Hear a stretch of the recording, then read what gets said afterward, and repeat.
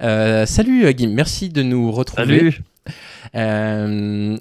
Guim, tu es réalisateur entre autres de vidéos sur YouTube, tu es vidéaste, tu produis des vidéos sur le cinéma avec un angle de vue que je partage beaucoup, que j'apprécie, qui est tous les films sont faits pour tout le monde. Il n'y a pas de film qui serait accessible qu'à une petite partie de la population. Même si tu parles de films qui ne sont pas forcément des films grand public, ils sont accessibles et c'est pour ça que j'aime autant ta chaîne. Est-ce que tu veux présenter un petit peu ton travail avec tes propres mots ? Non, bah écoute, t'as pas trop mal introduit. Donc à la base, ouais, moi je travaille sur les tournages et en gros maintenant à la base j'avais fait une chaîne YouTube pour présenter un peu les métiers de tournage. C'était un peu ça la ligne de la chaîne à la base.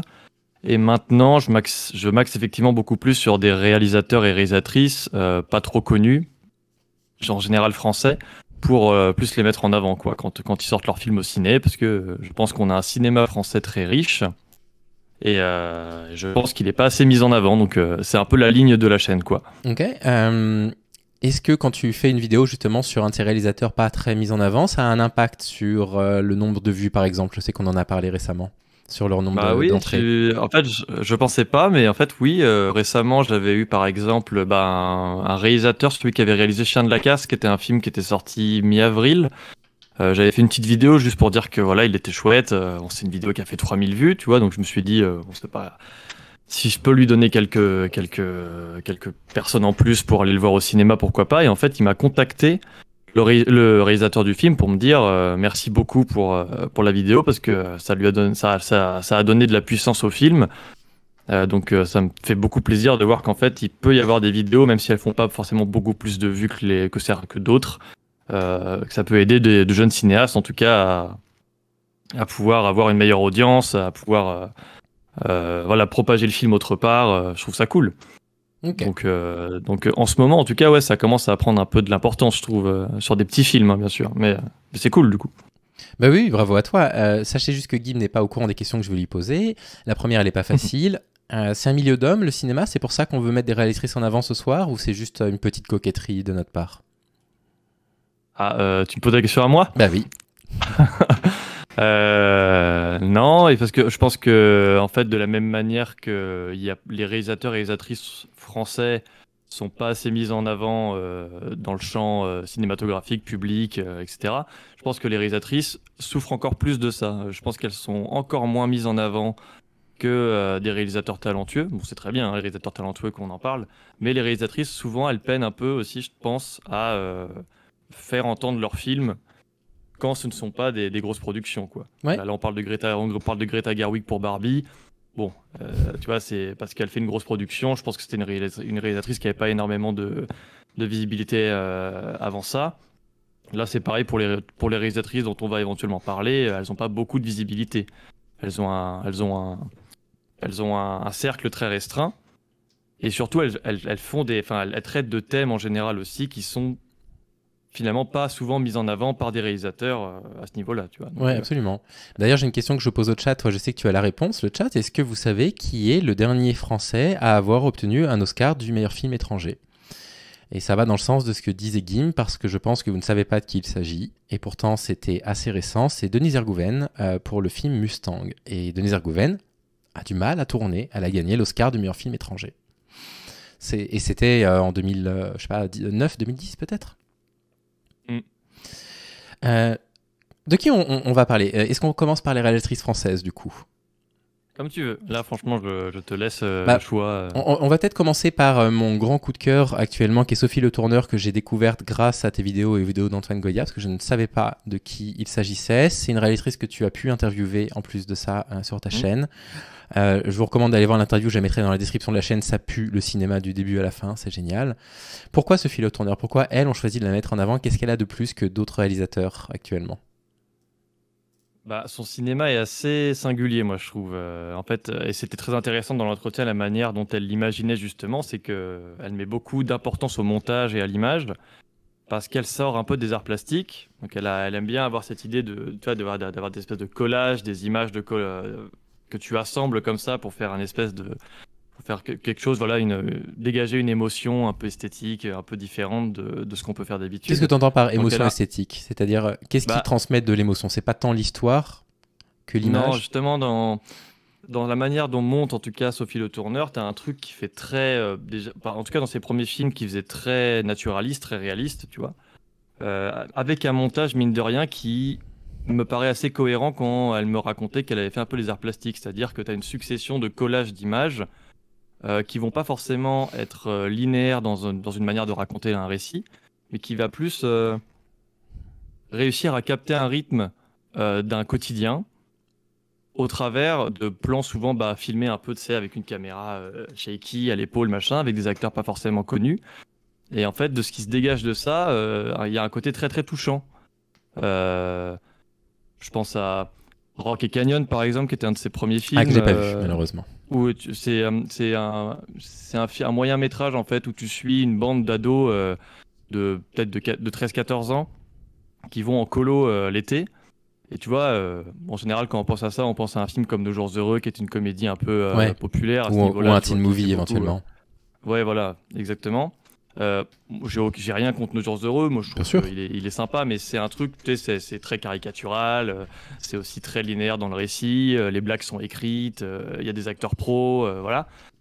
Dans Rock et Canyon, ça va être vraiment que des vrais jeunes de 14 ans qui vivent vraiment les petites péripéties que tu as dans une colo. Et moi, je trouve que du coup, ça transpire, ça pue le réel. Et moi, je trouve ça très touchant parce que du coup, je me retrouve totalement en plus là-dedans. Tous ceux qui ont eu, je sais pas, entre 13 et 14 ans et qui ont déjà fait une colo s'y retrouveront totalement. Et puis elle adopte ça et forcément d'un point de vue plus féminin, voilà, Oui.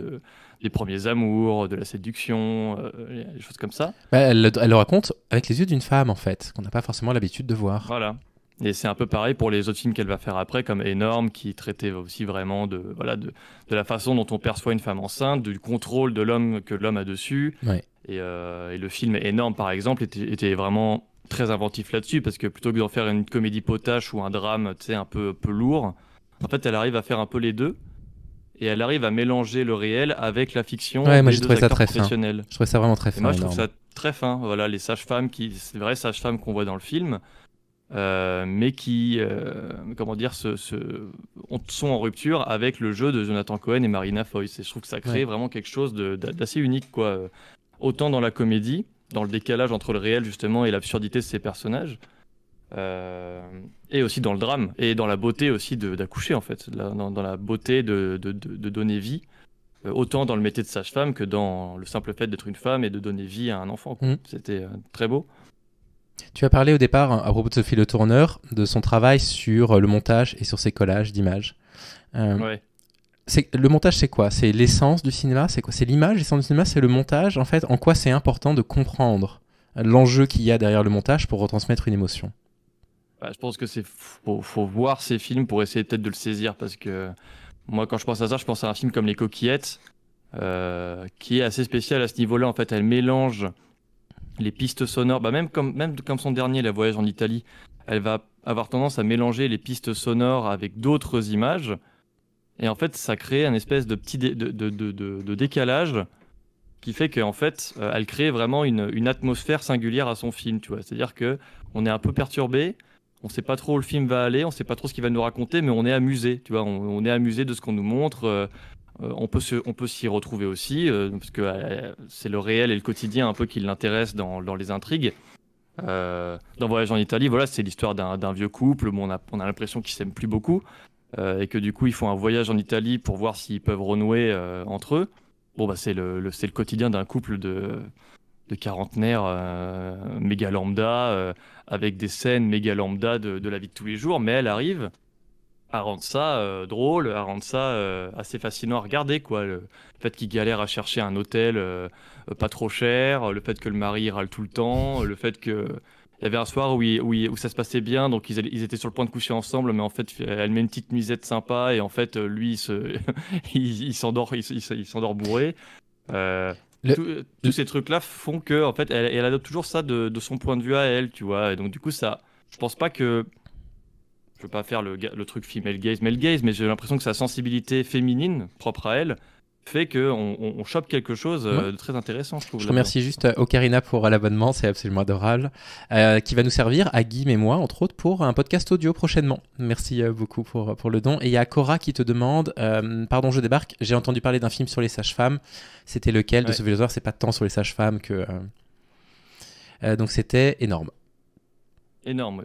C'est clairement un film sur les sages-femmes. Hein. Oui, t'as raison. Je trouve, moi. En fait, c'est un film qui met vraiment en avant la beauté du métier, je trouve. Tu vois, au-delà de l'aspect comique qui s'en dégage et du discours sur le fait que, voilà, de ce que le mari a envie de contrôler sur sa femme. Ah, ça, c'est génial. Ouais, je vois très bien la scène à laquelle tu fais référence, enfin, une ou deux scènes, ouais. Mais en fait, tout le film est ça, tu vois, genre la première scène du film, c'est Jonathan Cohen qui parle, enfin Marina Foï, elle parle jamais dans le film, tu vois, pratiquement jamais. C'est toujours Jonathan Cohen qui parle à sa place. Ou qui décrit la grossesse à sa place, ça c'est lunaire. Hein. Ouais, voilà, à tel point que ça en devient absurde et que du coup, voilà, il vit la grossesse à sa place. Et toi, le fait de pas en faire un drame pompeux ou une comédie potache, ça fait tout, quoi. Ça fait vraiment quelque chose de fin et d'amusant, de fascinant, enfin voilà. Et tout son cinéma est comme ça. On a parlé d'Énorme, Voyage en Italie, il y a un peu ça aussi. Tous ces moyens métrages aussi sont assez passionnants là-dedans. Les Coquillettes, c'est un peu plus différent parce que c'est un long métrage où elle joue dedans aussi, où elle revient un peu sur des histoires qu'elle a vécues avec des amis dans un festival de cinéma, quoi. Et c'est assez rigolo, tu vois. C'est trois potes meufs qui discutent.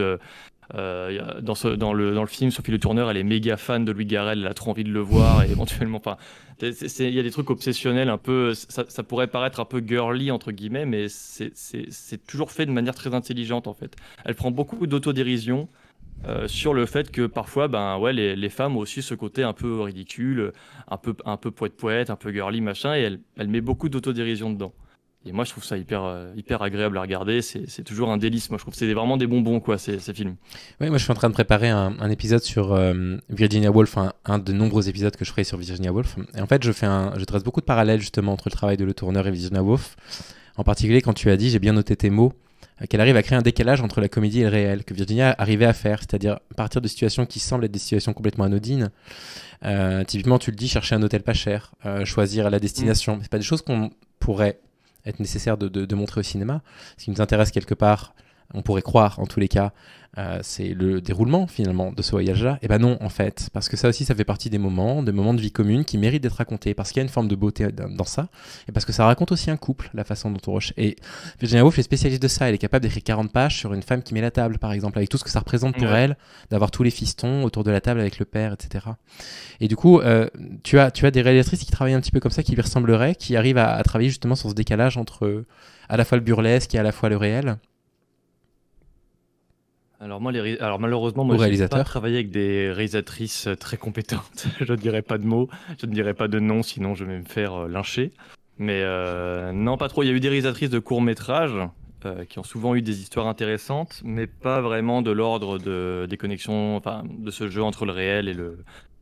Souvent les courts-métrages, malheureusement, pour que ça puisse être financé, il faut que tu rentres dans un schéma narratif assez classique. Et après, selon ce que tu fais après du film, tu peux avoir peut-être des chances d'en faire quelque chose de plus singulier si ça te plaît. Malheureusement, le schéma du court-métrage, c'est souvent ça. Et en termes de réalisateur, pareil. Hein, ouais, moi, j'ai souvent bossé sur des films qui sont assez classiques, en fait. Okay. J'ai jamais... En termes de long-métrage cinéma, en tout cas. Pour moi, l'opposé de Sophie Le Tourneur, c'est une réalisatrice que j'aime bien aussi. Hein, c'est Catherine Bigelow, tu vois. C'est-à-dire qui est complètement dans les codes du cinéma mainstream qu'on a l'habitude de voir, qui est parfois très bon. D'ailleurs, Des Mineurs, c'est un très bon film, Zero Dark Thirty aussi. Et j'aime beaucoup cette réalisatrice-là. Mais finalement, tu vois, je trouve que quand tu vois un film de Sophie Le Tourneur, si tu es un petit peu attentif, tu sais que c'est une femme qui l'a écrit.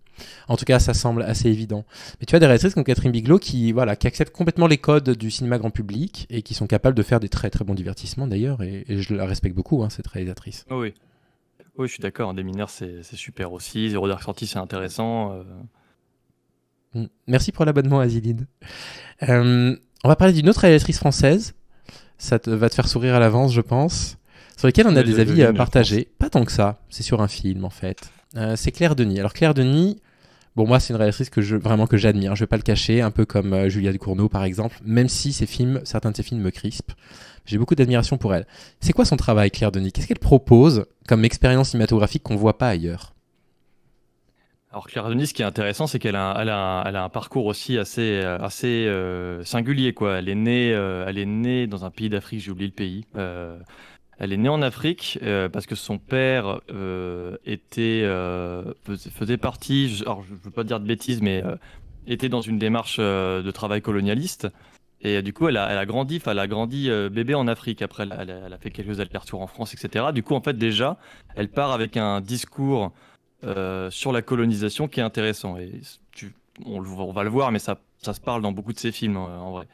Et elle a été quand même pas mal, elle a été, comment dire, pas mal soutenue par des réalisateurs de l'époque assez balèzes, Wim Wenders, Ouais. Jacques Rivette, des gens comme ça qui l'ont soutenue pour qu'elle fasse enfin son premier long métrage. À l'époque, c'était en 88, je crois, et c'était Chocolat.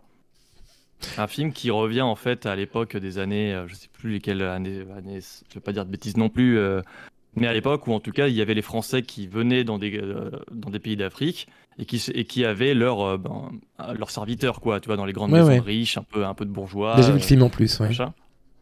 Et en fait, ce qui est intéressant dans ce film, c'est on peut croire qu'il va y avoir un truc politique dedans, mais en fait, Claire Denis, ce qui l'intéresse beaucoup dans ses films, c'est le désir, quoi. Ah ouais, mais absolument. C'est le rapport au corps, c'est le rapport au désir corporel. Et en fait, ce qu'elle va faire dans Chocolat, elle va créer une espèce d'ambiguïté bizarre, une tension sexuelle entre le serviteur, qui est noir, du coup, je sais plus dans quel pays c'est, vraiment, je crois que c'est en Côte d'Ivoire, si je dis pas de bêtises, et la femme bourgeoise. Mais c'est très bizarre parce que voilà, eux, ils sont évidemment ouvertement racistes parce que c'est la période qui veut ça. Les serviteurs noirs sont au service des blancs. Je crois que c'est toi qui avais dit, Ouais. c'est tout ce qu'est-ce qu'on a fait au bon Dieu serait si c'était réaliste et que ça tournait mal. J'ai trouvé que c'était très bien dit. Oui, là, c'est pas le. Mais ça, c'est hyper intéressant. Et il se passe pas grand-chose dans ce film-là. C'est beaucoup d'errance. Et c'est aussi propre au cinéma de Claire Denis. Il y a beaucoup, beaucoup d'errance dans ces films, mais tu as toujours un rapport au corps qui est hyper intéressant. Ouais, ouais, non, mais complètement. On est Euh, sur une démarche qui est proche de Cronenberg sans le body horror, je trouve, dans la Oui. violence des passions qu'elle décrit. Ouais. Mais tu fais un beau comparatif parce que justement, Cronenberg est un homme. Et dans le rapport qu'on fait sur le corps là-dedans, je trouve que là-dessus, tu retrouves aussi une touche sur Claire Denis qui peut se rapprocher d'un regard assez féminin sur le corps, tu vois. La façon dont elle filme les militaires dans Beau Travail, qu'elle a réalisé en 1999, ça se passe dans, j'ai oublié le pays aussi, pareil, je suis nul, mais dans un pays où la Légion étrangère et les militaires s'entraînent, la façon dont elle va filmer les corps là-dedans, mais Duquel tu parles, vraiment pardon, Guim? c'est d'une beauté folle. Mais Duquel tu parles? Beau Travail. Ah, mais oui, je t'avais dit, j'ai pas encore pu voir, malheureusement. J'ai oublié le pays, mais Ok. voilà, en gros, elle va filmer des corps en fait pendant 1 heure et demie. Ok. Elle va mettre même un petit sous-texte homosexuel sans vraiment le dire. C'est ça aussi qui est intéressant, c'est que c'est pas prononcé, mais en fait la façon dont elle va filmer les corps de ces militaires et la frustration d'un vieux qui va voir en un jeune militaire un talent qu'il n'a plus, mais aussi une admiration, un peu. Tu vois, c'est là où le sous-texte va être un peu étrange. Mais la façon qu'elle a de les filmer, la beauté des gestes, de leur entraînement, des corps, je trouve ça assez fascinant en fait. Tu vois, c'est quelque chose Ok. qui t'aspire vraiment beaucoup. Et t'as quand même, tu vas toujours avoir des petits sous-textes politiques. Elle a fait plusieurs films qui traitent un peu de la colonisation. Elle a fait White Material aussi, qui était un film avec Isabelle Huppert qui traitait un peu de ça. En fait, t'as toujours un petit sous-texte un peu aussi du rapport à l'homme dans des pays étrangers. Ça, elle l'a beaucoup fait. Mais c'est souvent des sous-textes politiques qui sont finalement pas le plus important pour moi dans ces films. C'est vraiment la façon. Elle disait dans les années 90 qu'elle faisait partie des réalisatrices qui faisaient confiance avant tout à l'image. Et c'est marrant parce qu'en plus, là, il y a pas longtemps, j'ai vu sur Twitter le débat de l'importance du scénario est remonté. Je sais plus pourquoi. Et là-dessus, Claire Denis, clairement, elle prend tout le monde à contre-pied, hein. C'est-à-dire qu'elle va donner des intrigues. Ouais, je suis très content. Qui vont donner l'impression Je que suis très c'est. content que tu en parles. C'est quoi Je suis très content que tu en parles de ça parce que je voulais qu'on en parle aussi précisément. On le fera dans la dernière partie, mais je suis très content que tu parles de ça. Claire Denis, elle fait vraiment l'inverse de ça, quoi. Ouais, C'est-à-dire qu'elle ouais. va prendre des intrigues qui vont donner l'impression que tu vas voir un thriller, genre High Life. On va peut-être en parler parce que tu l'as revu il y a pas longtemps et moi je l'aime bien ce film. Mais en fait, il n'y a pas vraiment de scénario dans les films qu'elle fait. Ouais, c'est vrai. beaucoup d'errance et beaucoup un peu de questions existentielles. On va en parler pour High Life, mais High Life, il se passe finalement énormément de choses parce que le fond du film, Ah ouais. la quête de cette mission-là, en fait, c'est quelque chose qui pourrait faire un film à part entière, qui finalement elle choisit de ne pas raconter, elle raconte autre chose. J'aurais juste remercié Alixia et Aziline pour les abonnements, merci. Saluer Mélenchon est un con qui nous rejoint. Bah écoute, fais comme chez toi. Yes. Et bah dis donc, il offre un abonnement, c'est aussi adorable. Clem a mis dans le chat en énorme, ne regardez pas Trouble Every Day. Alors est-ce qu'on peut en dire deux mots, parce qu'effectivement c'est pas un film facile. Ah bah là, on est presque dans le body horror pour le coup. Pas loin, et moi je trouve que c'est son meilleur. J'en ai déjà parlé, je trouve ce film extraordinaire, vraiment.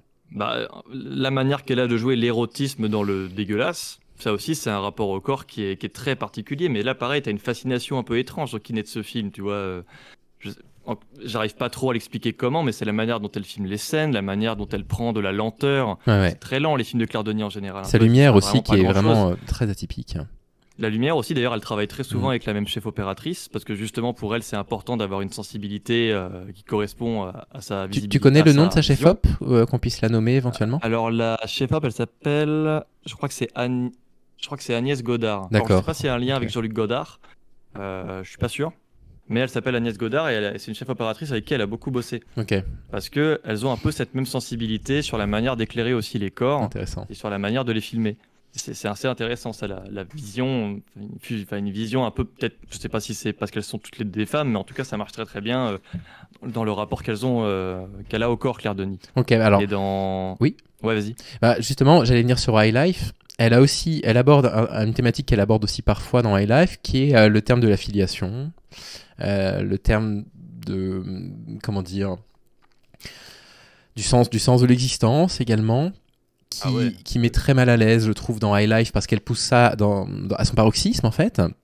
Donc c'est très difficile de parler de High Life sans décrire, sans spoiler le film. Mais bon, voilà, il y a des prisonniers qui sont dans un vaisseau, qui a une mission très précise. Et on suit Robert Pattinson en particulier. Ce que je trouve absolument incroyable dans High Life, c'est que si tu demandes de classer High Life dans une catégorie de film, je sais pas, le thriller, le slasher, etc., c'est absolument impossible. Et quelque part, ce que je reconnais, parce que moi j'ai détesté High Life, je vais pas vous le cacher, mais ce que je reconnais de très positif dans ce film, qui m'a vraiment, vraiment particulièrement touché, c'est que tout ce qui aurait été raconté dans un autre film ne l'est pas dans celui-ci. Il y a énormément de choses qui ne sont pas dites et qu'on découvre en même temps que les personnages ou qu'on finit par comprendre petit à petit. Et si tu veux, moi les réalisatrices comme ça, les réalisateurs qui font confiance à leurs spectateurs pour se dire on va pas leur mâcher le travail et on va les laisser prendre le film. J'ai compris d'autres choses à mon deuxième visionnage que j'avais pas compris au premier. Moi, je trouve ça remarquable. Donc, j'admire cette démarche-là. Donc, qu'est-ce que c'est High Life et pourquoi ça a divisé autant?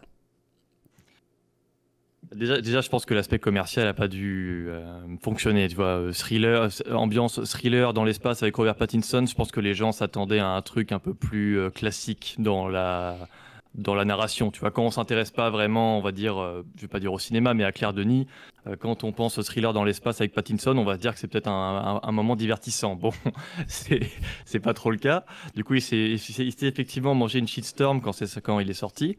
Il est très très mal noté, je crois, par les gens de manière générale. Ils ont été très déçus. Mais en fait, moi je le trouve très fascinant parce que c'est extrêmement sensoriel déjà. La manière, encore une fois, qu'elle a de filmer un peu ses corps, mais en fait c'est assez intéressant parce que c'est des corps qui sont au milieu de nulle part, qui sont un peu condamnés. Quand on se dit qu'ils sont morts dès le premier plan, en fait, on se dit bon, ils sont au milieu de nulle part, on ne sait pas ce qu'ils vont devenir. Et en fait, tout ce qu'elle va mettre en avant sur la question existentielle à ce moment-là, de pourquoi on est là, qu'est-ce qu'on fout, pourquoi est-ce qu'on a été appelé pour être envoyé ici, ben, la manière dont la lenteur du film que ça va dégager, le côté malsain un peu de ces gens qui sont quand même des prisonniers dangereux, je crois, dans la majeure partie des cas, c'est hyper intéressant, je trouve, esthétiquement, parce que c'est très fascinant à regarder. Ça, je te l'accorde. Et puis, le fait d'avoir centré du coup l'intrigue en grande partie sur la relation de Pattinson avec un nourrisson est extrêmement intéressante parce que du coup, on détourne le regard vers ça. Tu vois ce que je veux dire? Et on se dit, c'est ça qu'on est en train de voir.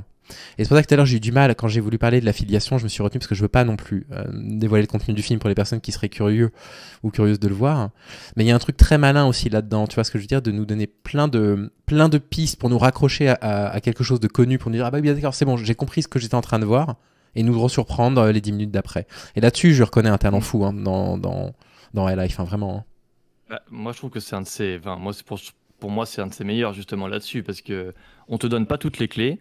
Il y a des scènes, tu comprends pas pourquoi elles sont là, t'arrives pas à saisir, mais t'as une gênance, t'as un côté crise existentielle qui se manifeste là-dedans, tu te dis, tu sais pas pourquoi on filme ça, mais il se passe quelque chose, quoi. Il y a quelque chose qui se dégage dans le jeu, dans les passions, encore, dans ce désir un peu malsain avec le personnage de Juliette Binoche aussi, qui est méga chelou. Bah, elle est incroyable d'ailleurs dans ce film. Elle est incroyable dedans. Ah ouais. Et je trouve aussi qu'il y a, accessoirement, il y en a pas beaucoup, mais il y a un des plus beaux, je pense, derniers plans de la décennie. Oui. Et tous les plans de l'espace, je les trouve absolument magnifiques. Ouais, alors ça, je suis d'accord. C'est marrant parce qu'en fait, je reconnais beaucoup de qualités au film. Il faudrait que je réfléchisse à pourquoi je l'ai pas apprécié, parce que je reconnais beaucoup de qualités. Moi, il y a un truc que j'ai trouvé vraiment très intéressant dans ce film, c'est que si tu veux montrer une crise existentielle à l'écran, a priori, tu montres quoi? Tu montres un personnage seul. Et là, tu choisis de montrer un personnage avec un enfant. Pour signifier la solitude profonde de quelqu'un. C'est très déroutant comme démarche. Et c'est très malin. Alors, les pleurs, tu sais, m'ont pas mal agacé dans le visionnage. Mais tu sens que c'est quelqu'un qui a réfléchi son film avant, qui est pas allé tête baissée. Et non, mais en fait, j'ai peut-être aimé. Faudrait que... je sais pas pourquoi le visionnage m'est désagréable. C'est intéressant que tu le perçois comme ça, justement. Parce que tu vois que ça te soulève quand même des choses dans le film, quoi. Donc, c'est un peu l'effet que j'ai eu aussi. C'est-à-dire que je suis sorti du film en mode je sais pas trop. Et en fait, il m'est resté en tête pendant 2-3 jours. Et j'ai compris qu'il m'avait fait un effet assez fort sur la manière qu'elle a encore de filmer ces gens désespérés, complètement... un peu comme s'ils n'existaient pas, quoi, ces gens-là. C'est assez dingue, je trouve, comme concept, comme façon de faire. L'opposé total, du coup, de ce cinéma-là, pareil, je l'ai découvert avec Antoine et toi, je pourrais tellement jamais vous remercier suffisamment, c'est Kelly Reichardt. Oui. Donc là, vraiment, c'est de la douceur, je veux dire, partout. C'est des histoires parfois banales, parfois un peu historiques. On avait parlé de son western, qui est incroyable. Qu'est-ce qu'elle a, Kelly Reichardt? Alors, qui sait déjà Kelly Reichardt pour les personnes qui la connaîtraient pas? Donc, c'est une réalisatrice américaine. Qu'est-ce que tu pourrais nous dire d'autre sur elle? Elle est très jeune, je crois. Non, elle est plus toute jeune, là, Kelly Reichardt. Elle a 60 ans, je crois. Ah oui, d'accord. Elle a commencé tard par des chefs-d'œuvre. Elle a commencé dans les années 80, au milieu des années 90, je crois. En fait, elle sort pas de nulle part, mais disons qu'elle n'a pas eu un passé particulièrement singulier. C'est juste elle a fréquenté aussi des réalisateurs. Je crois qu'elle avait Todd Haynes. Je crois qu'elle avait déjà travaillé avec Todd Haynes quand elle était jeune. Et en fait, elle a réalisé un premier film qui s'appelle River of Grass. Alors c'est lequel? Qui se passe en Floride. Et c'est un film, je sais pas si tu vois, c'est un film qui fait ça fait un peu nouvelle vague dans le délire. C'est un truc un peu caméra à l'épaule. J'ai pas vu. Montage complètement, on s'en fout des raccords. Un truc complètement, en pleine Floride, où on suit un peu un couple qui s'est un peu improvisé couple. Et qui va essayer de visiter un peu la Floride avec $3, quoi. Et je crois je me rappelle plus trop, mais je crois qu'il commet un crime. Ou alors il manque de tuer quelqu'un, le mec, et du coup, ils sont en train d'échapper à la justice. Voilà. Ok. Qu'est-ce qu'elle a spécial, cette réalisatrice? Pourquoi elle nous plaît tant à tous et toutes, là? Parce que je l'ai montré à pas mal de personnes autour de moi, certains de ses films, dont celui avec Laura Dern et Kristen Stewart, dont le nom m'échappe. Certaines femmes. Oui, c'est ça. Tout le monde est touché, bouleversé même. Qu'est-ce qu'elle a en fait? Qu'est-ce qu'elle propose dans le cinéma qu'on n'a pas l'habitude de voir? Déjà, comme tu l'as dit, il y a le calme légendaire de ces films, peu importe les problématiques qu'elle va soulever. Je pense à Wendy et Lucie là, avec Michelle Williams, qui est un film qui est quand même assez triste, assez mélancolique, mais qui pourtant reste très très calme dans les moments de détresse. Tu vois, ça crie jamais dans ces films en fait. Il y a toujours une douceur dans les dialogues. Le grain de la pellicule, dont elle est très attachée à la pellicule, Kelly Reichardt, passe pour son grain, pour la beauté de ce que ça dégage dans les lumières. Dans le jeu des comédiens, c'est toujours extrêmement subtil, c'est jamais poussif, tout est calme. Donc en fait, regarder un film de Kelly Reichardt, ça te détend, ça te soulage à chaque fois, vraiment à chaque fois. Chaque film qu'elle a fait, c'est du soulagement. Mais aussi, ce qui était intéressant, et là-dessus, j'en avais parlé aussi dans une vidéo, je crois, c'est en fait la manière qu'elle a eu de déviriliser un peu les genres, tu vois. On a parlé de la dernière piste, mais même dans Fosca ou dans d'autres films, elle va prendre souvent des rôles masculins. Et en fait, plutôt que d'en faire un peu des cow-boys, un peu le cliché de ce qu'on peut voir dans les westerns des années 70-60, elle va en faire des personnages qui sont secondaires en fait dans ce genre de film-là, mais elle va en faire les acteurs principaux. Et du coup, par exemple, dans First Cow, ben voilà, c'est un cuisinier, je veux dire, First qui Cow, sait pas se battre, je pense que c'est mon préféré d'elle. qui est assez faible, tu vois, je pense physiquement, voilà, qui va se lier d'amitié avec un autre gars et qui vont essayer de créer un petit fonds de commerce en créant des pâtisseries. Là, il y a une manière de déviriliser un peu le style du western. Bon, déjà, ça se passe dans l'Oregon, donc c'est complètement, voilà, c'est pas du tout désert. C'est de la faune, c'est de la flore. Donc il y a aussi un peu ça. Mais surtout, ouais, la manière qu'elle a de déviriliser les personnages masculins, c'est intéressant. C'est Ouais. pas les humilier. C'est vraiment juste réussir à Non, mais au contraire. détruire, enfin, déconstruire un peu le mythe Non, mais ces personnages des hommes dans sont les beaux. westerns pour en faire des personnages beaucoup plus en profondeur, beaucoup plus intéressants. C'est dans First Cow, c'est le cas. Dans Showing Up, son dernier, les hommes sont assez secondaires, mais ils sont très intéressants aussi dans le traitement et le développement du personnage aussi joué par Michelle Williams, qui joue une artiste. Dans la dernière piste, ben voilà, c'est juste dans la dernière piste où on suit justement en gros des migrants qui migrent vers l'Oregon et qui suivent un gars qui sait pas du tout où il va, mais il fait genre, et puis il est là avec sa grosse barbe. Et ils ont besoin Le mec, d'eau il a- en urgence. Gros stéréotype, ouais, mascu. La manière dont elle va le traiter, c'est aussi assez intéressant. Et moi, dans All Joy, c'est pareil. Voilà, l'amitié masculine, la manière dont elle va le mettre en scène, c'est aussi assez fascinant. Je pense pas qu'en fait un homme se mettrait à penser une amitié comme ça, se mettrait à penser des rôles comme ça dans des westerns, tu vois, par défaut. Et là-dessus, c'est hyper intéressant et c'est très touchant. Donc, là-dessus, je trouve que c'est une réalisatrice féministe à ce niveau-là, tu vois. C'est-à-dire que c'est pas forcément une militante, mais la manière qu'elle a de mettre en avant ses personnages féminins, avec beaucoup de subtilité, avec beaucoup de nuances, d'ambiguïté, et surtout avec beaucoup de calme à chaque fois, beaucoup de douceur. Moi, je trouve que ce film, à chaque fois, sont des bonbons de fou, quoi, Ah ouais, à non, regarder. mais complètement d'accord. Par rapport au film sur l'amitié, moi je peux en recommander un qui m'avait beaucoup touché, qui s'appelle Last Black Man in San Francisco de Joe Talbot. Je te le montrerai avec plaisir.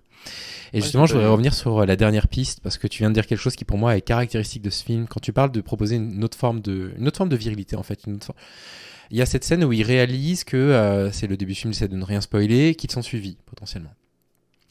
Et justement, le personnage dont tu parles se montre, tu vois, il est filmé par le bas, donc il est filmé en contre-plongée, c'est ça, par le bas, que je dis pas de bêtises. Ouais. Il est filmé en contre-plongée, Oui, oui. il a la main proche du pistolet, etc.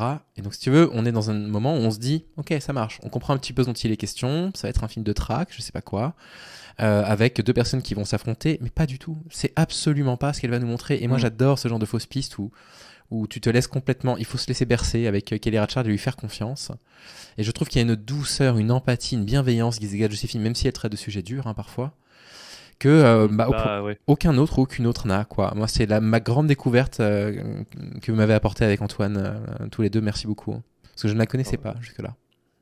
Bah, Wendy et Lucie, ouais, c'est vrai que là-dessus, le sujet est très triste, hein. Voilà, c'est un peu une nomade qui perd tout, quoi, qui perd son chien, qui perd sa voiture, et tu la vois errer comme ça en essayant de trouver une solution, mais c'est jamais poussif dans le désespoir. C'est ça qui est beau, Ouais. quoi. C'est qu'on suit quand même cette femme qui sait pas trop où elle va, qui doit être autonome mais qui a tout perdu. Je pense à quoi d'autre? Je pensais à un film. Bah, certaines femmes aussi là-dessus. T'as plusieurs. C'est un film un peu j'allais dire à sketch, c'est pas à sketch, mais un film à plusieurs étapes Ouais, un où peu on suit des choral. personnages féminins qui vont s'entrecroiser dans les histoires et tout. Ça aussi, c'est très intéressant. Un film un peu Et je choral. pense aussi Ouais. à Night Moves. Night Moves, c'est un film qui a été un peu boudé à sa sortie parce que je pense pareil que tout le monde s'attendait un peu à un thriller et tout parce que déjà c'est avec l'autre là qui a joué Mark Zuckerberg dans The Social Network, là j'ai oublié son Jesse Eisenberg, Dakota Fanning et un autre mec. Et ça racontait en gros des radicaux écologistes qui veulent faire exploser un barrage. Oui, bien sûr. Non, mais attends, c'est incroyable ça. Oui, Et oui, il est effectivement. incroyable parce que en fait toi tu t'attends à un thriller écolo un petit peu. Ouais. Mais c'est pas trop ce qui va l'intéresser, encore une fois, Kelly Reichardt. Ce qui va l'intéresser, ça va être déjà le fait que ce sont des gens normaux qui ont peur de faire exploser ce barrage et qui vont en subir les conséquences après. Et là-dessus, pareil, en fait, t'as pas des mecs, tu vois, par exemple, qui savent exactement ce qu'ils font, au détriment peut-être des femmes qui seront plus sur le côté. Bon, là, ils sont trois, il y a deux mecs et une femme, ils sont tous sur le même bateau, ils ont tous la même idée. C'est même plus la femme, je crois, dans le film qui va les pousser à aller jusqu'au bout. Et il va y avoir le même trauma à la fin de se dire on a peut-être fait une connerie en fait là. Et ça c'est hyper intéressant aussi. Et c'est encore une fois fait avec un grand calme, un quotidien de ces personnes-là qui sont un peu désespérées aussi des conditions écologiques. Donc tu as un petit sous-texte quand même aussi sur le désespoir climatique qui pousse certains radicaux à devoir faire des actes comme ça. Ouais. C'est hyper beau, mais ça reste hyper beau, encore une fois. Il y a jamais de... C'est jamais poussif. C'est tout le temps dans une... Ouais, dans, je suis d'accord, c'est en retenue. dans un calme fou, quoi. Tout le temps en retenue. Moi, je vous recommande vraiment tous ces films-là à ce niveau-là. Est-ce que, on va peut-être les prendre dans l'ordre dans lequel on a parlé, est-ce que tu estimerais pour les personnes qui seraient un peu impressionnées par les films d'auteur, parce que c'est pas si simple que ça d'aborder un film d'auteur, est-ce que tu estimes que Sophie Le Tourneur, Claire Denis et Léa Charles, qu'elles sont toutes les trois abordables? Il y en a qui sont peut-être plus abordables que d'autres, plus faciles à découvrir que d'autres? Alors, Claire Denis, elle est difficilement abordable quand même, j'avoue. Et pourtant, c'est peut-être celle qui marque le plus quand on y pense. Mais je suis complètement d'accord avec toi, c'est dur d'accès quand même. Elle a un cinéma fascinant en fait, mais c'est clair que si t'es pas vraiment adapté à ce genre de cinéma-là, tu vas t'y perdre, je pense. C'est un peu dur à encaisser parfois la lenteur de ses films. Son dernier, là, il a été boudé de fou par les gens. Stars at Noon, là, qui se passe au Venezuela. Bon, je l'ai bien aimé, c'est pas son préféré. C'est pas mon préféré, mais il est pas mal. Mais Voyage en Italie, par exemple, est-ce qu'on est d'accord pour dire que c'est très facile d'accès et qu'il n'y a pas de raison d'avoir peur du cinéma d'auteur Voyage en Italie, tu parles? Ouais, par exemple. Ouais, Voyage en Italie, oui. Moi, je pense qu'il reste assez accessible. Et puis, en fait, il est accessible et surtout, il va surprendre en fait les gens qui n'ont pas l'habitude de voir ce genre de film. Et ils vont les surprendre dans le bon sens, je pense. Donc moi, là-dessus, je peux que le conseiller. Je peux conseiller Énorme aussi à ce niveau-là. C'est un film qui est très surprenant aussi. On s'attend à une comédie potache, mais en fait, c'est quelque chose de beaucoup plus intelligent. Et on parlait de Kelly Reichardt. Kelly Reichardt, moi, je conseillerais Night Moves en premier. Je pense que dans Night Moves, il est assez accessible dans le sens où il a un discours qui parle un peu à tout le monde. Toi. Plus que Certain Woman. De quoi? Plus que Certain Woman. Certaines femmes peut-être aussi, en vrai, oui. L'effet, on suit plusieurs femmes à la fois, ça peut aussi avoir un récit, ça peut aussi ne pas être, on peut ne pas se sentir complètement perdu face à ce genre de cinéma. Alors que je pense que La Dernière Piste ou Showing Up sont peut-être un poil plus exigeants. Mais Night Moves ou certaines femmes, je pense qu'ils peuvent commencer par ça et ils seront pas déçus du tout, je pense. On parle du fait que Kristen Stewart, quand elle est bien dirigée, c'est une comédienne extraordinaire. Bah bien sûr, mais ça, en fait, tous les acteurs-actrices. Dès qu'ils sont... Là, Michelle Williams, pareil, moi je la trouve un peu relou dans The Fabelmans de Spielberg. Enfin, je trouve qu'elle est pas très bien, son personnage n'est pas très bien écrit, qu'elle surjoue un peu. Dans tous les films de Kelly Reichardt, elle est lumineuse, Michelle Williams, parce qu'elle a un personnage qui est tout en subtilité, son jeu est tout en subtilité, et ça fait des personnages fous. Il y a Pierre Tu mentionnes Kristen Stewart, mais Laura Dern, c'est pareil aussi. Tu vois, dans certaines femmes, elle est incroyable, Laura Dern, et pourtant elle a un rôle qui est assez commun, mais c'est très beau ce qu'elle joue. Ah bah oui, puis moi je t'ai déjà dit, moi je suis secrètement amoureux de Laura Dern, donc ah oui, c'est vrai, j'avoue. Ouais. Ok, est-ce qu'il y avait une autre réalisatrice dont on voulait parler, ou est-ce que je posais des questions un peu difficiles? Ah bah il y avait Justine Triet, je crois. Bah oui, avec plaisir, très bien. Bah oui, mais au contraire. Justine Triet qui en plus est assez d'actu, depuis sa prise de parole. Donc c'est la réalisatrice qui avait pris la parole à Cannes après avoir eu sa Palme d'Or pour Anatomie d'une chute, que je n'ai pas encore vu. Et Justine Triet, en plus, vraiment pour le coup, elle est très récente. Elle fait des films depuis pas longtemps. Elle en a fait que 4, si je dis pas de bêtises. Et elle est intéressante parce qu'elle a été révélée aussi par plein d'autres cinéastes par les Cahiers du cinéma en 2013, je crois. Donc il y avait Guillaume Braque aussi dans le lot. Et elle a même créé en fait une sorte de boîte de production pour des cinémas indépendants. Ça s'appelait Acide, qui est pas mal du tout. Donc voilà, c'est une femme qui, disons, soutient à fond le cinéma indépendant. Et je veux en parler un peu parce qu'elle est intéressante et surtout, en fait, elle, dans tous ses films, tu as un sous-texte, ou même carrément le sujet principal, sur les violences conjugales. Dans son premier film, La Bataille de Solferino, qui est intéressant sous plein d'aspects esthétiques par rapport au fait qu'elle a choisi de filmer aussi le vrai jour de l'élection de Hollande en 2012.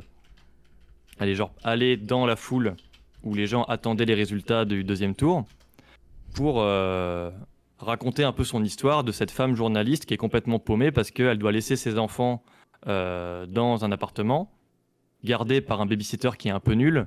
Et en fait, son ex-mari la menace de venir les chercher parce qu'il a envie de les voir, alors que dans le film, il n'a pas le droit de venir les voir parce qu'il est violent. Et en fait, une partie de ce film va se passer dans le cortège, le vrai cortège, ils sont vraiment allés dans le vrai truc, lors de l'élection de François Hollande. Et du coup, déjà, ça crée une atmosphère, comment on dit, agoraphobe, pour dire l'effet de masse de la foule, des gens et de cette journaliste qui est comme ça et qui panique en fait un peu entre le fait de ce qu'elle doit dégager à la caméra en direct et le problème qu'elle a avec son ex-mari, qui lui va essayer de forcer le babysitter, tu vois, à rentrer pour voir ses enfants, etc. Il va les ramener dans la foule. Enfin bref, ce film, t'aimes pas trop les cris. Il y a moyen que t'aimes pas ce film. Ça crie beaucoup, les enfants pleurent beaucoup, ça hurle beaucoup, mais en fait, malgré le texte dramatique sur ce mari violent, en fait, tout le monde est un peu nul dans ce film.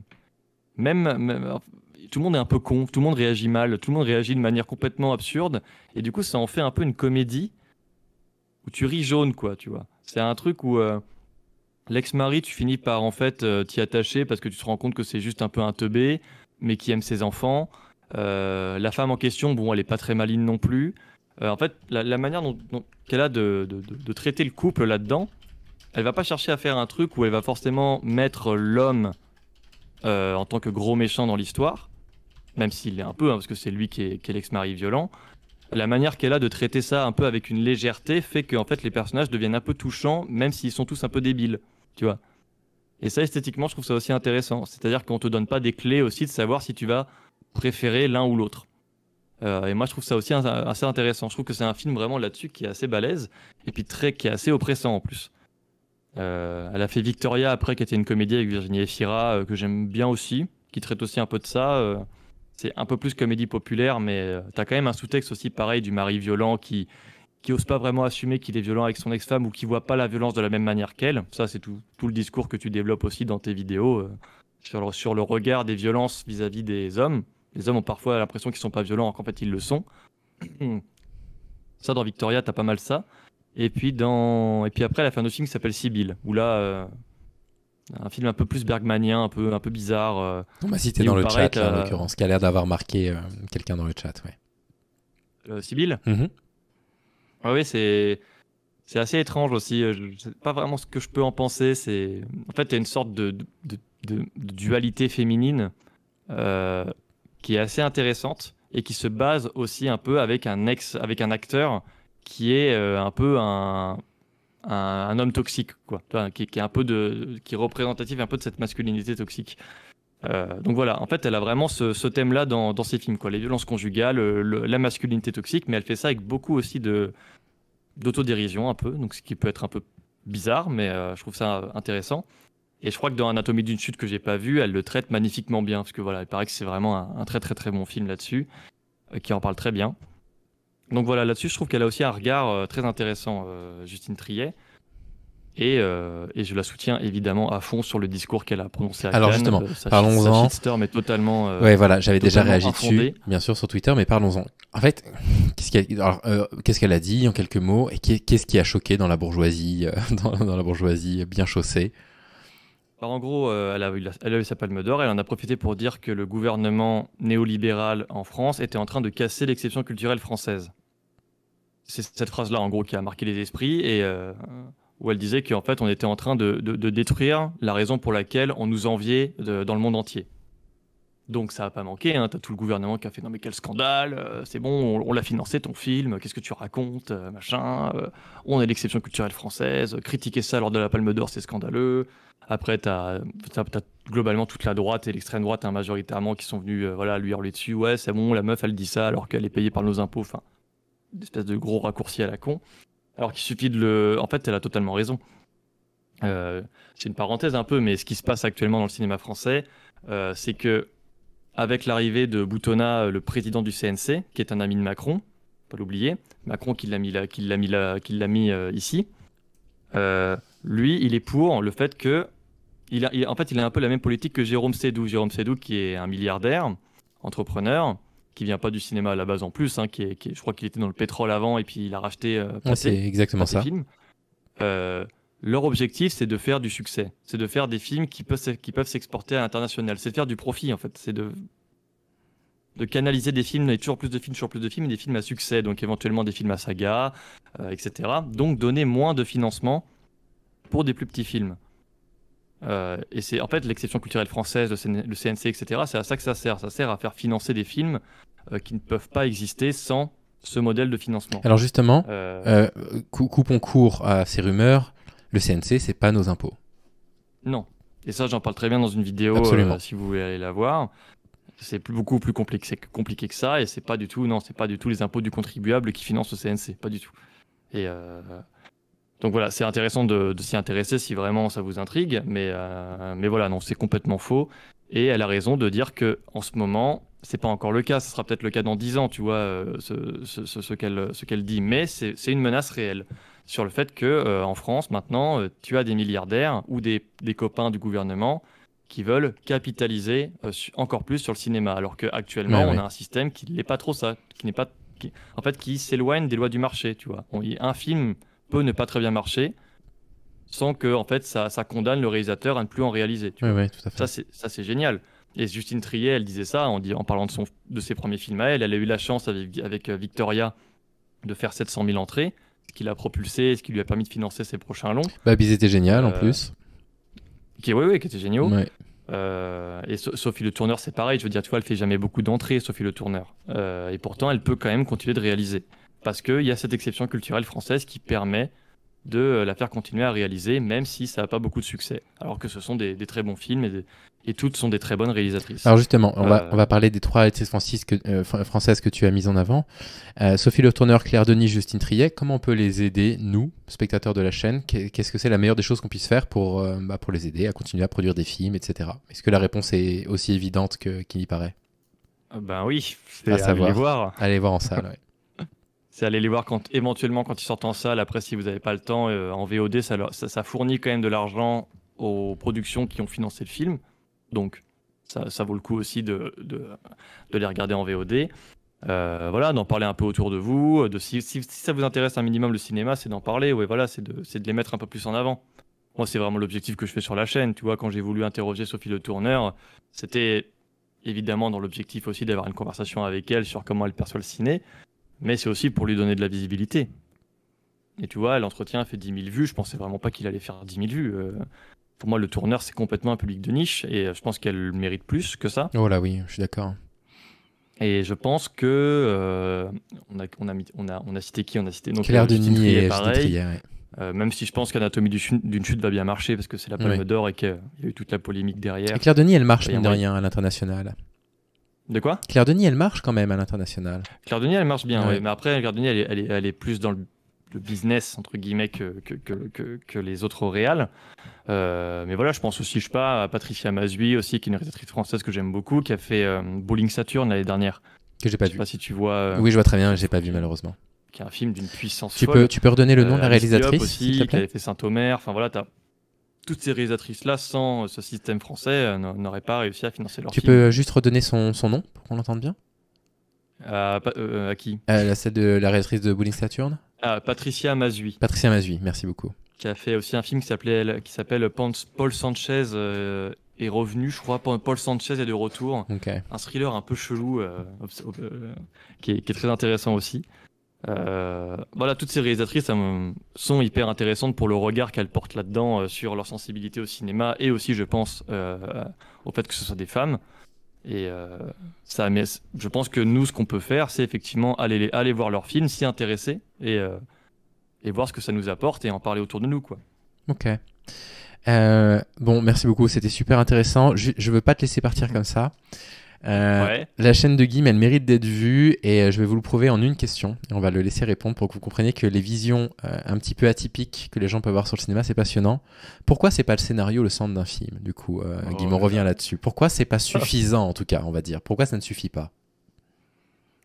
Oui, voilà, moi je suis pas trop dans la politique de dire que comment dire, je sais qu'il y a des extrêmes qui disent que le scénario, vraiment, on en a rien à foutre. Je serais pas dans cet extrémisme-là. Après, c'est un débat qui a vraiment, tu sais, qui a 50 ans. Il y a des critiques de ciné, Bazin, Danet, qui en ont longtemps parlé, sur le fait de l'importance du scénario dans un film. Je pense souvent à Bresson aussi en disant ça, mais le fait d'avoir étudié les procédés cinématographiques, d'avoir créé un langage qui est très propre au cinéma, le montage, les travelling, la façon de mettre en fait des images, de donner des émotions en fait à des images, c'est un truc qui est effectivement qui avec le temps, là, à cause notamment peut-être de la surproduction de films, de sagas, de séries où tu as besoin d'avoir une histoire pour alpaguer les gens. Pour moi, le scénario a un aspect purement commercial, en fait. C'est dans ce sens-là que je dis que on peut avoir un scénario intéressant, mais un scénario a forcément un aspect commercial, puisque le but, c'est de te maintenir en haleine tout le long d'un film, tu vois. Alors que pour moi, un film peut totalement te dégager autre chose, sans que forcément tu aies une intrigue à suivre. Et le problème, c'est qu'aujourd'hui, c'est difficile de regarder un film sans intrigue, pour beaucoup de gens. Ce qui se comprend très bien d'ailleurs. Que tu comprends très bien. Bien sûr, je comprends. C'est déroutant de la même façon que si tu lis pour je veux dire, si tu as l'habitude de lire, je sais pas, mettons que tu es 18 ans, tu t'intéresses à la littérature. Je vais prendre mon cas. Tu viens des Stephen King et des Chairs de Poule. On m'aurait mis du Virginia Woolf dans les mains à 18 ans, ça aurait pas fonctionné. Oui, bien sûr. Parce que c'est trop rapide, trop tôt, trop atypique par rapport à ce qu'on a l'habitude de voir. Donc je peux comprendre effectivement que, typiquement, je comprends que des personnes aient aimé Inception parce que le film laisse une réponse en suspens à la fin et que pour eux c'est quelque chose d'important. Ce qui m'a plu dans Inception, et pourtant j'aime pas du tout Nolan, c'est les trouvailles visuelles du film. Mais tu vois, mais du coup je peux tout à fait comprendre aussi que des gens sortent du cinéma enthousiastes en se disant mais on va pouvoir échanger là-dessus. Excuse-moi Guim, on a un raid de Sébastien de Vous avez le droit. Et c'est absolument adorable puisqu'il vient avec 142 personnes. Sébastien, merci beaucoup. Décidément, enfin, à chaque fois je suis très touché et je suis très content que vous soyez là parce que je peux vous présenter Guim. Que vous voyez là en interview avec moi. Donc on parle de lutte contre le sexisme sur le Foilier pour les personnes qui ne me connaissent pas. Et ce soir j'ai invité Guim qui a une vision du cinéma que j'apprécie beaucoup. Salut Sébastien, merci, bonjour à toi. Et on a parlé de 4 réalisatrices en fait. On a parlé de Justine Triet que vous connaissez peut-être, qui avait fait ce discours à Cannes, qui avait fait parler d'elle, de Claire Denis, une réalisatrice que j'aime autant que ses films me choquent. On a parlé de Kelly Reichardt, une réalisatrice américaine, et de Sophie Le Tourneur, exactement. Oui, c'est ça, et de Sophie Le Tourneur. Et on expliquait en fait ce qu'elles apportaient, en fait, ces femmes, comme regards différents qu'on n'avait pas l'habitude de voir. Et donc voilà, donc Guillaume tient la chaîne qui s'appelle Guim Focus, que je vous recommande, je profite de votre présence pour vous en parler. Et l'une des choses qu'il développe sur sa chaîne, c'est cette notion que ce qui est important dans un film, en plus du scénario, c'est aussi l'image et le montage. Et on parlait justement de ça. Voilà, je présentais. Pardon, Guillaume, tu peux reprendre. Pas de souci. Je sais plus ce que je disais. Oui, que... Qu'est-ce que je disais? Oui, que voilà, que en fait, j'allais prendre l'exemple de Claire Denis, c'est que Claire Denis, tu vois, elle va pas chercher vraiment à faire d'intrigues qui ont un aspect commercial. Alors, ça l'intéresse pas, en fait. Donc, elle, ce qui va l'intéresser, comme on l'a dit, c'est le désir, c'est le rapport au corps, c'est la lenteur aussi des plans. Et ça, c'est assez perturbant, effectivement, quand t'as pas l'habitude. Le fait que le débat soit revenu sur l'utilité d'un scénario, en fait, quand tu vas voir un film qui a un but un peu commercial, marketing, moi, je sais que du coup, on va plus me mettre en avant une histoire qu'une mise en scène, par réflexe. Après, ça peut être intéressant quand même en termes de mise en scène aussi, mais de manière générale, quand un film a un aspect commercial aujourd'hui, on mise beaucoup sur le scénario, sur le fait que ça puisse attirer les gens, tu vois, que ça puisse les maintenir dedans. Est-ce que le fait qu'il y ait beaucoup d'argent et donc un impératif à produire le film rapidement fait que les artistes qui produisent réellement de l'art et qui vont réfléchir à chaque mise en scène, à la façon dont on va éclairer le film, n'ont pas le temps pour ça et qu'il faut aller à l'essentiel, à savoir quelques effets numériques quand c'est plus facile à faire et puis des plans de caméra assez classiques parce qu'ils sont pressés par un agenda qui n'est pas tenable finalement pour faire un film à l'image de ce que le réalisateur voudrait. Ça c'est surtout le cas pour les États-Unis, parce qu'ils ont un agenda de malade sur les films à saga. Là, j'ai vu qu'il y avait Mattel, l'entreprise qui possède Barbie, qui a une 40aine de films de prévus pour des jouets. Tu vois, c'est un enfer. Je veux dire, on sait très bien que c'est très mercantile comme procédé et qu'il n'y aura pas spécialement d'intérêt pour la mise en scène là-dedans. Ça va être surtout l'histoire, ça va être le scénario, potentiellement une ribambelle d'acteurs connus, etc. Tu vois. L'aspect en fait du cinéma dans la manière qu'on a de montrer la mise en scène, donc le montage, le choix des plans, le choix de leur longueur, le choix des acteurs aussi, de prendre des acteurs non pro ou pas, leur visage, la lumière, etc. Ça, c'est maintenant très secondaire en fait. Les gens s'en rendent pas trop compte parce qu'ils ont l'impression que le scénario fait partie de la mise en scène. Je pense que c'est deux aspects qui peuvent se lier très bien. Tu peux faire des films narratifs qui sont géniaux, ça, il n'y a pas de problème. Oui, absolument.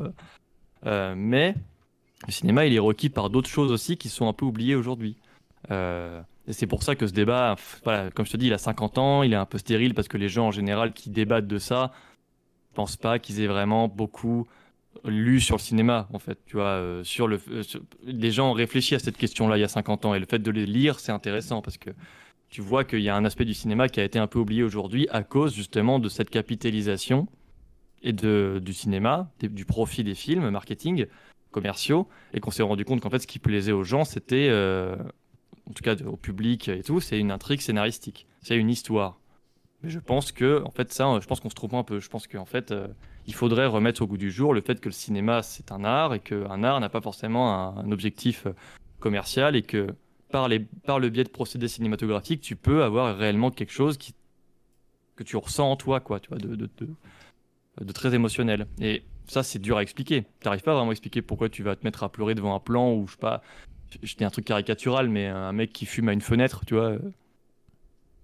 Selon la manière dont ça va être filmé, dont ça va être enjancé dans le montage, bah, Bien ça peut sûr. beaucoup te toucher. L'une des plus belles scènes Euh, d'amour pour moi, c'est drôle, hein, mais elle est dans Breaking Bad quand Jesse attrape juste le doigt de sa compagne et le plan est filmé juste, ils sont assis sur une chaise devant une télévision miteuse et on les voit juste de dos, puis on voit Jesse qui avance tout doucement sa main puis qui lui attrape le dernier doigt. Et l'épisode se termine là-dessus et moi je trouve ça magnifique. Je trouve que c'est superbe représentation et l'épisode d'après démarre au moment où il se lève le matin, donc tout l'aspect sexuel qu'on a ouais, l'habitude de voir n'est pas montré, et toute la partie la plus tendre qui peut exister entre deux personnes est montrée de la façon la plus simple du monde, juste deux doigts qui se frôlent.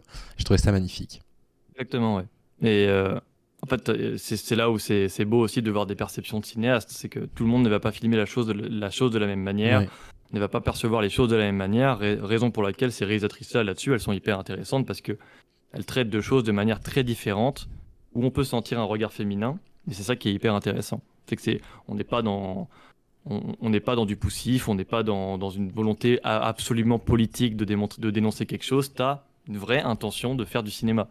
Que ça soit lent comme Claire Denis, que ça soit découpé de manière un peu étrange comme le tourneur, que ça soit peut-être un peu plus classique dans Justine Triet, mais que ça soit quand même vraiment particulier dans la manière qu'elle a de faire un peu d'autodérision, mine de rien, mais aussi un peu de l'angoisse, comme c'est le cas dans Sibylle. Je trouve que c'est un film assez angoissant, alors qu'en pourtant, t'as pas... je crois que tu n'as aucune musique dans le film, par exemple, mais ça reste un film assez oppressant. Euh, Donc voilà, et Kelly Richard dans la douceur, le calme, etc. Donc moi, je pense qu'on gagnerait à mettre ça plus en avant, et je pense que les gens qui disent non, le scénario c'est important, c'est la base de tout film, je pense pas que ce soit des gens qui aiment particulièrement le cinéma ou qui s'y intéressent beaucoup. Je veux pas faire de procès pour à tout le monde, mais pour moi, ça va de pair, quoi. Ou Si tu peut-être penses que... peut-être qu'il leur reste à découvrir, ou pas d'ailleurs, ce que toi t'as pu ressentir devant les premiers films d'auteur. Peut-être que c'est encore un truc qu'ils ont à découvrir. Ou qu'ils y sont pas sensibles. On peut ne pas être sensible d'ailleurs à ce genre de démarche. Bah, je pense, mais au moins lire dessus, tu vois. De voir en fait qu'il y a eu des écrits dessus, qu'il y a eu des analyses vraiment très pertinentes et très intéressantes dessus dès les années 40. Sur le fait on a vu la concordance entre ça et le soft power américain. Tout ça, c'est hyper intéressant, quoi, tu vois.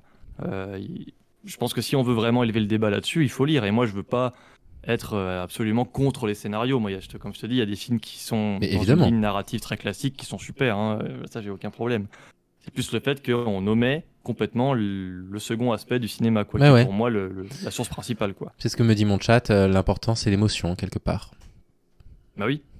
Ok. Bah voilà tout ce que vous allez retrouver sur la chaîne de Guim, avec des exemples, avec des questions qui se posent. Là récemment, la dernière que j'ai vue de toi, j'ai pas vu la dernière, c'est celle sur l'acting, qui est très intéressante. Sur qu'est-ce que c'est que l'acting. Si vous voulez en savoir plus, je vous recommande. Bah du coup, on l'a mis, c'est bien, on l'a épinglé dans le chat. Est-ce que tu veux terminer par quoi que ce soit, un coup de cœur, un bisou Bah, est-ce que déjà, la bise à voilà, Alpha Cuck. Alpha Cuck, C'est le ça? voilà. C'est lui, du coup, C'est hein? Alpha Ouais, Cuck ok. hein, Le qui fera les fameux. vidéos avec moi. Tac, tac, tac. Un récent coup de cœur. On a cité pas mal de films déjà. Hein. J'essaierai de mettre On a les cité pas affiches au mal de films, donc montage. du coup, là, je suis un peu paumé. Je sais plus ce que Non, j'ai bah vu c'est super récemment. quoi. Grosso modo, ce que tu dis aux gens, c'est si jamais ils aiment le cinéma et qu'ils veulent soutenir une réalisatrice qu'ils aiment, c'est d'aller la voir en salle et éventuellement les VOD comme tu disais. Ouais, c'est ça. Au premier abord, évidemment, l'idéal, c'est d'aller en salle. Après, je sais que tout le monde n'est pas financièrement capable de le faire. Il reste la VOD. Vous pouvez trouver des plateformes où vous pouvez avoir les films pour 3 euros, 2 euros. Et ça, là-dessus, je pense que si jamais ça vous intéresse, vous pouvez le faire, quoi. Et puis tout ça est contrôlé par la chronologie des médias, j'imagine. Donc en plus de ça, une fois que c'est en VOD, tout est C'est ça, en normal, gros, ouais, quoi. quand on met de l'argent là-dedans, il y a une partie qui va revenir. Enfin voilà, c'est contrôlé quoi. Ça va revenir à la production du film, etc. Enfin voilà, une partie au CNC aussi. CNC financé par nos impôts évidemment. Bah écoute, merci beaucoup, Guim. C'était super, vraiment. Pas de souci, merci à toi, c'était cool. Bah ouais, bah on refait ça quand tu veux. Bah oui, on est passé de 100 à 127 spectateurs, donc les gens sont venus pour toi. Voilà, c'est pas du tout vexant. Sympa. Est-ce qu'ils ont aimé? Est-ce que le chat a aimé? Est-ce que tu veux qu'on voit s'il y a des gens Vous avez des questions à poser à Guim avant qu'on... Est-ce que le chat a aimé ou ils viennent pour pas du ring là? Ah, vous êtes venus pour Je pas les du connais, ring? C'est tout à fait possible, hein. Non, j'ai des merci à Guim, j'ai merci de David Dou, de Booginer aussi. Chaussure qui dit, est-ce que d'un certain point de vue, le scénario ne peut-il pas comprendre aussi la manière de raconter le film, la grammaire du cinéma autrement dit? Et donc rester très important. Moi je pense pas, non. Je pense vraiment que tu peux y faire abstraction. Après, c'est important dans la construction. En fait, ça dépend vraiment de la construction du film que tu veux faire. Si toi, ce qui t'intéresse dans un film que tu aurais envie de faire ou un court-métrage, c'est avant tout une histoire, ça peut totalement servir l'envie que tu as de faire un film. Mais je suis assez convaincu que la mise en scène va plus miser sur ta sensibilité à l'image que l'histoire que tu veux raconter. Je pense que ça, c'est le cas. C'est pour ça qu'il y a souvent des très bons scénaristes qui ne sont pas des très bons metteurs en scène, par exemple. Oui, et d'ailleurs ce qui est très intéressant dans le cinéma d'auteur, c'est que la plupart du temps, les réalisateurs et réalisatrices ont écrit leurs films, et donc ont pensé à la réalisation au moment de l'écriture. C'est très intéressant. Exactement. Mais c'est d'autant plus dur en plus, parce que je pense qu'il y a aussi des réalisateurs qui ne sont pas très bons scénaristes, mais je mise beaucoup plus sur l'image, donc je mise beaucoup plus sur eux. Je crois que Claire Denis a réalisé pas mal de films qui n'étaient pas écrits par elle, en plus, si je dis pas de bêtises. Donc c'est aussi intéressant, ça. Ouais, absolument. La manière dont elle a de mettre en image un scénario qui ne lui appartient pas au début, tu vois, c'est ça qui est fort aussi. Bah écoute, merci, c'était très complet, oui, ça a plu. J'ai les commentaires, ça a bien plu. Trop cool. J'ai super entrevu, merci beaucoup, très intéressant, merci pour le film, très intéressant, ouais non, c'est très bien. Les gens disaient qu'ils venaient pour moi qui faisais de la SMR aussi, bon. Et plein de merci. Bon, bah écoute... Écoute, tu es libéré de tes obligations amicales. Super, bah écoute, très bien. Et ben merci à toi de m'avoir invité, c'était chouette. Avec plaisir. Et puis bah écoute, si un de ces quatre, on aurait pu le faire pour... non, on pourra le faire pour le futur. Si on va voir un film ensemble intéressant, qui permet en plus d'être sur mes plates-bandes et de mettre en avant le travail d'une femme, on le fera ensemble, ça peut être intéressant. Ouais, carrément. Au plaisir que tu reviennes, tout le monde me dit. Avec plaisir, écoute. Et on te demande de passer le bonjour à Dominique Marceau. Voilà, on lui passera tous les deux, promis. Ah bah oui, bah on lui passe le bonjour, bien sûr. Promis, bah on va en transmettre vos amitiés. Merci beaucoup, Guim. Pas de souci, merci à toi, merci à vous. Salut, à très vite. À très vite.